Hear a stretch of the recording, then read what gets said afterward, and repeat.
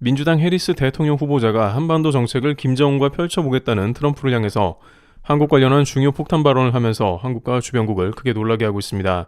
일각에서는 해리스 후보자의 이러한 발언은 한국의 중요한 안보 사안과 연결된다면서 트럼프 측이 구상한 한반도 전략과 전혀 상반된다는 의견을 제기하고 있는 시점인데요. 해리스가 한국 관련해 발언한 것에는 북한은 물론 중국까지 충격을 받는 직격탄이 있었다고 하는데요. 현재 해리스의 발언과 더불어 트럼프 측에서는 왜 북한과 함께 충격을 받았는지 살펴보겠습니다. 우선 트럼프 후보자는 최근 총격 사건 이후에 자신이 대통령이 될 것으로 확신하다가 해리스 대통령 후보자 등장 이후에 다시 밀리자 연설 도중 다양한 모습을 보여주고 있었는데요. 트럼프는 최근 연설 때 방탄 유리 보호막을 사용하며 만약에 대비하는 모습을 보였습니다. 그런데 연설 도중 자신의 지지자가 쓰러지는 듯한 모습을 보이자 이 방탄막을 벗어나 직접 안부를 물었죠. 어찌 보면 이러한 트럼프의 모습은 자신의 목숨도 생각하지 않는다, 대단하다며 칭찬받을 만한 일이지만 미국의 많은 지지자들은 쇼에 불과하다라면서 트럼프의 움직임에 대해 의문을 표했습니다. 이는 트럼프가 해리스에 밀리면서 초조해지면서 특유의 쇼를 연출했다는 분석이 잇따르고 있습니다. 특히 바이든을 향해 지속적으로 나이 문제를 놓고 공격하던 트럼프가 이제 제대로 역공을 당하면서 미국에는 나이든 트럼프만 아니면 된다라는 인식도 상당히 퍼져나가고 있는 것으로 파악됩니다. 하지만 결정적으로 해리스는 한반도 문제에 대한 트럼프의 약점을 대놓고 공개하면서 많은 미국인의 공감을 얻었는데요. 왜냐하면 해리스는 트럼프가 김정은과 친하게 지내는 점에 대해서 폭탄 발언을 했기 때문입니다. 게다가 해리스가 이번에 한 발언은 북한은 물론 중국까지 큰 충격에 휩싸였다고 합니다. 바로 이런 해리스 후보의 발언이 나온 배경에는 바로 트럼프와 김정은 관계 때문이기도 했는데요. 실제 최근 미 공화당 대선 후보인 트럼프 대통령이 당선 이후 주한미군 철수를 조건으로 하여 북한의 김정은 국무위원장과 딜을 할 수 있다는 전망이 미국에서 제기되고 있습니다. 미 주요 매체인 워싱턴 포스트에서 과거 트럼프 대통령이 김정은 위원장과 두 차례 회담을 가졌으며 북한과 문제를 직접 해결하는 것은 트럼프의 주요 관심사였다며 관련된 보도를 제기했습니다. 특히 트럼프 대통령의 경우 한국이 방위비를 GDP 2.7% 정도 부담하고 있는 높은 수준이며 이는 나토의 평균보다 월등하게 높지만 트럼프는 비즈니스 논리로 이는 생각지도 않는다는 겁니다. 따라서 앞으로 트럼프가 대통령의 집권 시 사실상 미군 주둔을 철수할 조건만 찾게 된다는 뜻입니다.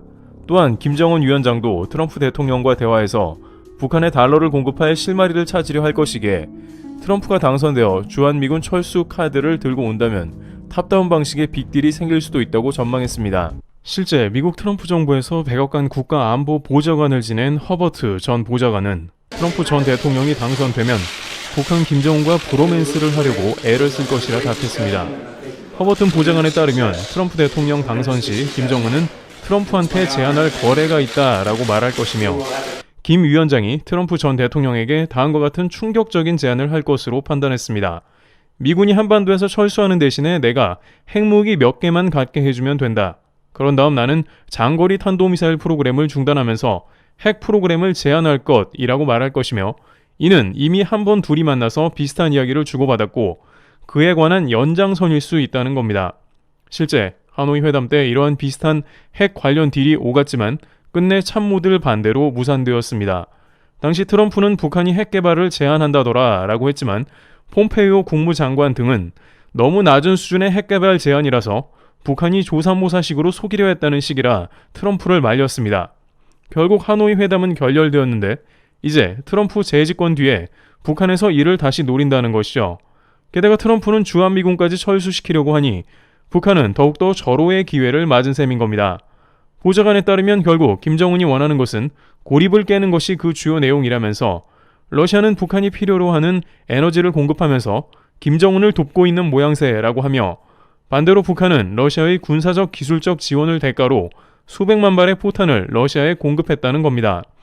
그러나 북한도 한계가 있기 때문에 결국 원활한 달러 공급을 위해 미국 제재를 푸는 게 급선무이며 트럼프와 딜을 성공시켜 달러 송금이 가능해지는 그 시점을 위해서 김정은의 탑다운 제안이 나온다는 것이죠. 어찌 보면 일련의 이러한 과정은 한국 입장에선 다소 위협이 되는 발언일 수도 있기 때문에 예측 불가인 트럼프 당선에 대해서 경계하고 있고 미국 하원에서도 이런 의견이 논란이 되었는데요. 하지만 해리스 대통령 후보자는 이에 관해서 매우 중대한 폭탄 발언을 트럼프 측에 제기했습니다.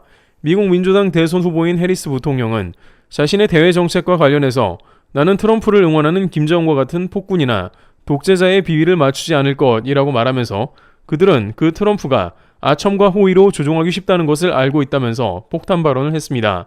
이날은 해리스 부통령이 대통령 후보를 수락하면서 말한 것이라서 자신의 주요 정책을 말한 날이었는데 해리스 부통령은 트럼프가 한반도 정책에 있어서 매우 치명적인 약점이 있다며 발언을 이어갔습니다.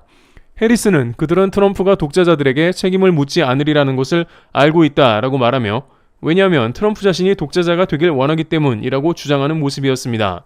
실제 이러한 해리스 부통령의 발언은 근거가 있는 것으로 트럼프 대통령은 시진핑 주석의 장기 집권 시도를 두고 훌륭하다라며 칭찬했으며 푸틴을 비롯한 독재자들이 연임하는 것을 부러워했다는 말이 나오는 상황이었습니다. 트럼프는 시진핑은 똑똑하고 완벽하다. 김정은은 내 친구이고 괜찮은 사람이라며 독재자들을 옹호했다면서 트럼프 전 비서실장을 지낸 존 켈리가 이에 대해 얘기했습니다. 실제 작년 7월 폭스뉴스가 주최한 타운홀 미팅에서 트럼프는 시진핑 주석을 떠올려 보라 라면서 그는 철권 통치로 14억 인구를 다스리고 있다. 똑똑하며 모든 것이 완벽하다 라고 했으며 푸틴 대통령이 조 바이든 미국 대통령보다 똑똑하다라고 말하면서 많은 미국인을 놀라게 했습니다. 또한 시진핑 푸틴뿐만이 아니라 헝가리 독재자로 평가되는 빅토르 오르반 총리에 대해서 빅토르 오르반보다 더 낫고 똑똑하며 이보다 더 나은 지도자는 없다라고 칭찬하면서 독재자들에 대한 칭찬을 이어갔고 켈리 전 비서실장은 트럼프가 독재자 같은 사람이기 때문이라 했습니다. 실제 시진핑 주석이 트럼프에게 종신 대통령을 해보라는 권유를 하자 기분 좋아 웃었다라는 에피소드도 있었습니다. 따라서 이러한 트럼프가 대통령이 된다면 한반도 정책에 있어서 치명타가 될 것임을 해리스는 시사했는데요. 해리스는 트럼프는 동맹을 우습게 여기며 동맹이 필요한 안보적 조치는 무시당할 것이라고 언급했습니다. 만약 트럼프가 김정은과 앞서 논의한 일종의 딜이 이뤄질 경우 한반도는 즉시 위협에 처하게 되며 한국말보다는 북한말을 더 잘 들을 수 있기 때문에 한국의 핵 보유는 이루어지지 않을 가능성도 매우 큽니다. 특히 트럼프는 시진핑, 푸틴과도 좋은 관계라고 하는데 중국과 러시아는 모두 대한민국의 핵 보유를 원하지 않습니다.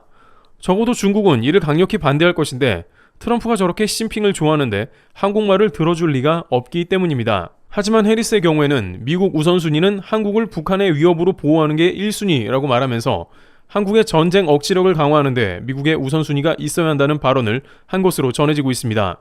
트럼프의 경우 자신이 직접 김정은과의 관계를 통해 북한의 위험을 관리한다는 것과는 다르게 해리스는 한국 역량 강화를 언급하면서 한국에 뭔가 큰 것을 던져줄 것이라는 암시를 하고 있는데요. 물론 민주당 바이든의 기조는 한반도 비핵화였으며 해리스 역시 이를 계승한다고 봐야겠지만 최근 미국에서는 잇따라 더 이상 한국이 핵무장을 막는 것은 의미가 없는 것으로 의견이 모이고 있습니다. 실제 미국 주요 매체 뉴욕타임즈에서는 한국은 이제 더 이상 핵우산으로 만족할 수가 없을 것이라고 밝히면서 이는 미국 주요 당국자들이 한국의 의견을 적극적으로 수용할 때가 되었음을 의미한다고 밝히기도 했습니다. 또한 한반도 핵무장에 가장 위협이 되는 중국의 반대는 해리스 후보자가 가장 적극적으로 다루는 분야인데 해리스 부통령은 중국의 수출 통제를 강화할 것이라며 첨단 기술을 중국에 내어줄 수 없다라고 언급했는데 이러한 해리스의 자세는 당장 한국의 산업보호에 적지 않은 긍정적인 영향력을 끼칠 것인과 동시에 한반도 핵무장 이슈가 발생 시에 해리스 행정부는 한국을 적극적으로 중국에 맞서 지지할 것이라는 점입니다.